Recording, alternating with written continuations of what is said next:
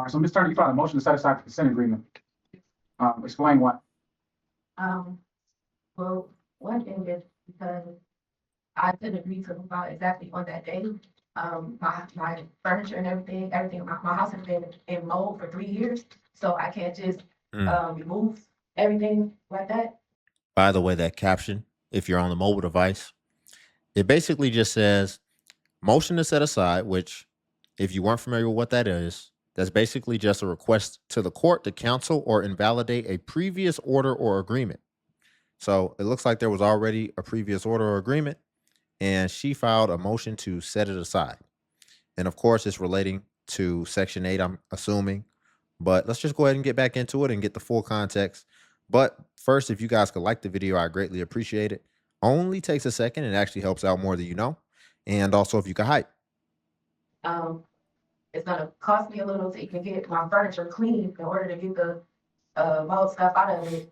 I have paperwork from my doctor showing that the mold has, only allergy I have is a high allergy to mold right now. After allergy testing, I've been getting sick. I've been having different things going on, and the different doctors are not understanding why certain medications have not been working. Okay. And I want to get this, and my anxiety is not letting me just, oh, maybe later, maybe they'll come back and do this, or I just want to get it done and get it over with and everything out the way. So what was the consent agreement? I don't mean to cut you, I just want to get straight to the chase, not to be rude. What was the okay. history? The consent agreement said that the case will be dismissed if I leave November 6th. Okay, yeah, so it said defendant agrees to vacate on or before November 6th. Parties preserve all their claims and defenses for defendant's sentencing. So they're just saying you're agreeing to move out on a certain date. As well as they can come back later and claim damages. But you can come back later. I want to be done with them. I don't want to come back later. I want to. The caption is now explaining what the consent agreement is.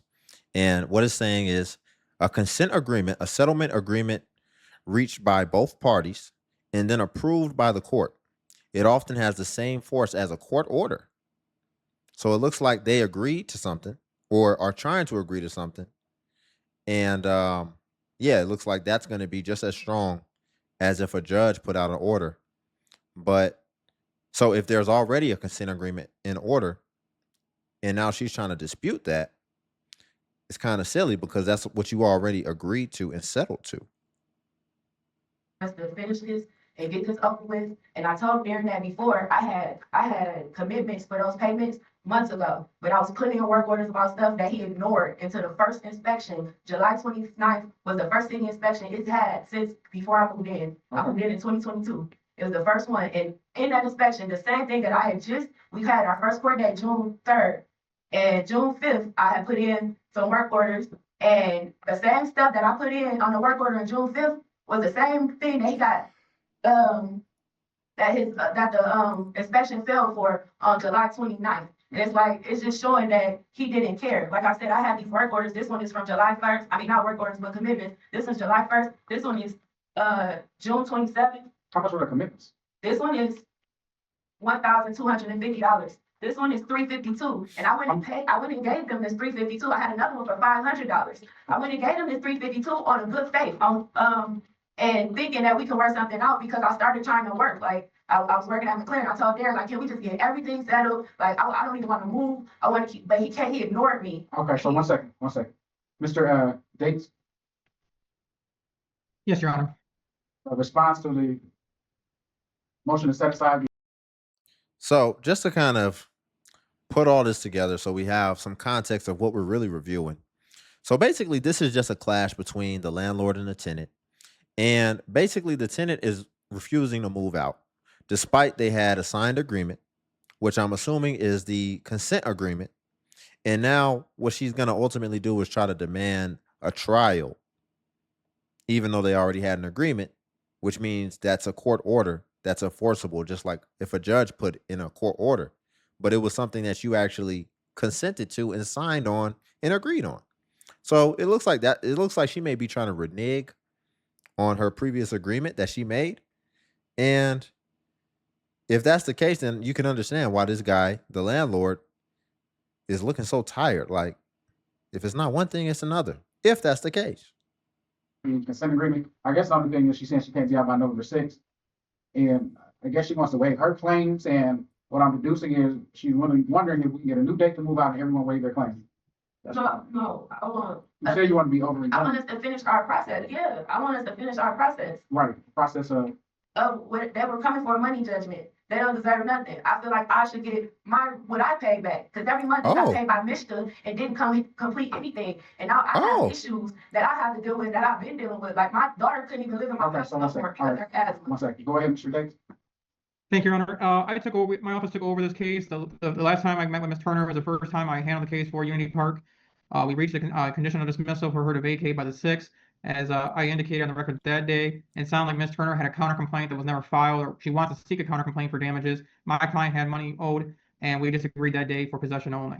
I'm not sure. I don't think my client's willing to give her any more time than what we agreed upon in court that day, since it was the 10 days under law or the statutory period, and we did do a conditional dismissal, so it stay off her record. I understand her frustration that she may want this all huh. clear, but I told her that she could file a case the day after she vacated and get it settled and have her day in court. So, but as far as I'm concerned, it was possession only judgment, and we agreed to turn over possession. And she didn't state anything about, in her motion, she stated that she was not fully aware of her rights.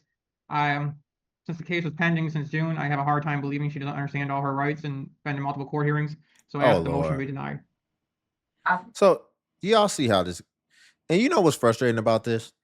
Had we had just started with this dude, we'd have got the context in 30 seconds. When she was explaining it, it was sounding so like really the captions was what was helping to kind of guide me to try to piece this together. She already agreed to something, but she said that it's mold and she feels like she shouldn't even have to pay nothing. But then why are you trying to stay there for longer if that's the case? It's just all over the place. And I think he summed it up perfectly, which is we had an agreement already, and now she's basically going back on the agreement. And, now she's throwing this out of nowhere, which is like she wants her money back. That doesn't have anything to do with the price of tea in China. Let's get back into it. Y'all, if you could like the video, greatly appreciate it. I'm not a lawyer, so I didn't. I've reached out to different Did you go to, and no one would speak to me. Legal aid that Ms. Turner, let me ask you this question. Did you see Judge Jordan? Did I see Judge? Was the case in front of Judge Yes, Jordan? and Judge- I'm pretty sure he went through the rights because we require him to go through the rights. There's a PowerPoint presentation we go through, there's an audio recording, and I believe She you acting like asked she on the don't record, did you understand. understand the PowerPoint, did you understand the recording? Do you have any questions? So, It wasn't a recording. I don't recall all of that. I just and That don't I have don't no. know, but he said that they just wanted possession back. So I asked Darren about. Well, the point of it wasn't about the recording, ma'am. The point of it was that they explained it to you already and made sure that you understood. See, she focused on the one thing that she could try to, escape responsibility from. He done said, we told you about this. And then he said, and it was on a recording. And she didn't address it. They told her about this already. She's like, well, there wasn't a recording. About like my security deposit and things like that. And he said no. So this is what I want to recommend to you. If you have to, first of all, Ms. Turner, you have to get your case in line. It's like 4th of July, like the fireworks and sparkles go, like your case is all over the place. So you need to sit down chronologically. If you choose to sue, you're going to have to do this for an attorney because for them to understand what you're asking, because I don't understand your request right now. And I'm a judge. Like I'm sitting here trying to figure out, and I'm not supposed to be your lawyer. I cannot be anybody's lawyer to stand at that podium. But I can ask questions to kind of guide you down the right path. So you're saying that you want this to be all over and done with. You signed a consent agreement. You obviously couldn't be out by November 6th. You still have all your rights to sue. So I'm just kind of confused as to what do you want me to do? Your Honor, you saw that day when I didn't want to agree to it. I didn't see. I'm so glad he said it. I thought I was the only person. Like, what was she talking about at the beginning?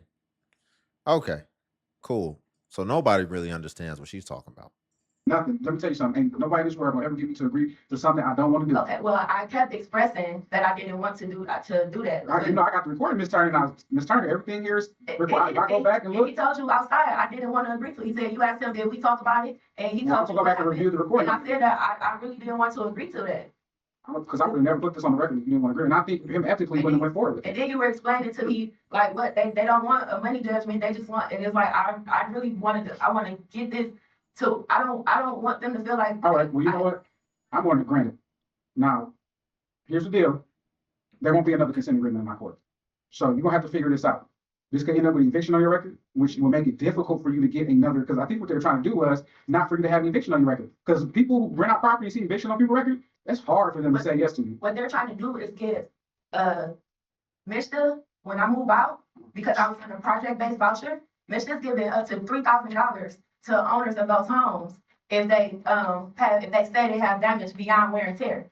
I asked about my security deposit, and Darren told me, okay, first he said, after we do a walkthrough when you move out, blah, blah, blah. Then he said a different email, like, you wanna talk about your balance? Like, you got this balance, and it was like, So, Mr. Davis, we're gonna grant the motion to set aside the judgment, I mean, the agreement. I don't feel comfortable moving forward with it. I'm even though I'm pretty confident that, there was really no hesitation. Your Honor. They've been coming back to me. he I'm remembered. gonna have to ask for costs for my time traveling down to Pontiac for the trial date, and the cost of my maintenance man and my manager to show up in court for trial. I think we are proper to request costs under the Michigan court rules, do this to set aside. So, brief it and I will make a decision on that. Because I think costs will be appropriate in normal situations where we have, two attorneys, but I don't know if it's appropriate in this matter. You can brief it, bring the case law, but I'm inclined to decline it, but I will read over it and make sure. But we will set aside the consent agreement. And like I said, I can put this on a scheduling order or motion for summary disposition, or I can fast track it to trial. Wow. It looks like she actually won with her defense. It looks like they actually set aside the original agreement that she agreed to and signed, and that they explained to her. And they basically took her side that, okay, you acting like you don't understand and like you were basically forced into this. And it looks like she just actually won, which ultimately wastes everybody's time, which is what he's saying. I have my people here, my maintenance man here. I'm here, I'm the attorney. And wow, that's incredible. Just get a bench trial date. She wants her day in court. Give her day in court. I'm thinking like maybe the 17th of December. Okay. So, Ms. Turner, here's the deal. Real quick before we get into it, just to kind of set the stage. So it's not like she won or anything. It's just that, okay, we're just going to do things how we usually do it, how we usually handle eviction cases. And that's why he's so nonchalant about it. He just wants to recoup for his expenses. But he's basically saying, okay, she wants to take this the whole way through. She's going to lose. She's going to owe the money. And she's going to have that eviction on her record. And I don't think that she understands what she's doing. I think she's just being difficult for no reason. And she's about to F around and find out. Nothing earlier than that, Your Honor? Look. That's another month worth of rent, so I don't want to. Hold on a second, one person at a time. What was you saying, Ms. Turner? They have to, for the eviction thing, Well, they're not gonna have it just, not for, I'm out. but for December 31st, they Oh, have to that's have not, it. oh, that's gonna be, No, that's why they want it earlier. oh, no, it's not gonna be this month, but it's gonna be next month. What about the 8th or the 3rd? Oh. Your Honor, may I say something? Mr. Required, First of all, one second, state your name Wow. for the record before you start on my record. Darren What's your name? Falcon, Darren Falcon, property manager, Unity Park. You may proceed. May I say something for the record, Your Honor? On 10/30, Mr. required her to move out of that unit. So will she be paying the balances moving forward up to that? We'll be asking for rent, Mr. Falcon, for December and November if she's still in possession of the property. 1 second, did you just pay the court escrow? Yeah. All right, so then for this month? Yeah, obviously this month, so we'll get that, and then we'll do an escrow order for next month. You're on. How much is she paying this row? She didn't just pay her portion, correct? Ooh, her So portion. Mr. told her to get out, will it be higher? Yeah. When they say her portion, that means she's getting some type of assistance. But do you see what she's doing? It sounds like she's desperate and she didn't find another place to go.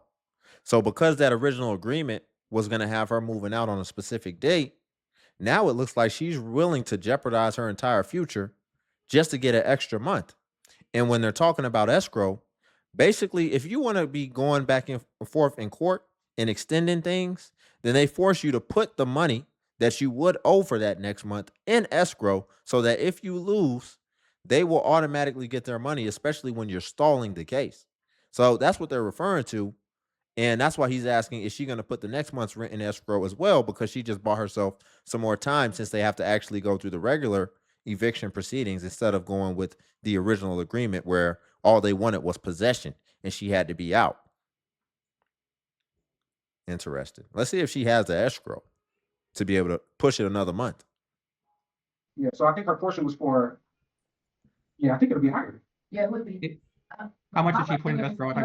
Are they allowed, is the owner allowed to collect rent if they don't have a certificate of compliance in Pontiac? If they've never had an inspection? If We they're have telling someone one. leaving We it? have one. No, if you have one now, that's different, but I have proof that you guys didn't have one.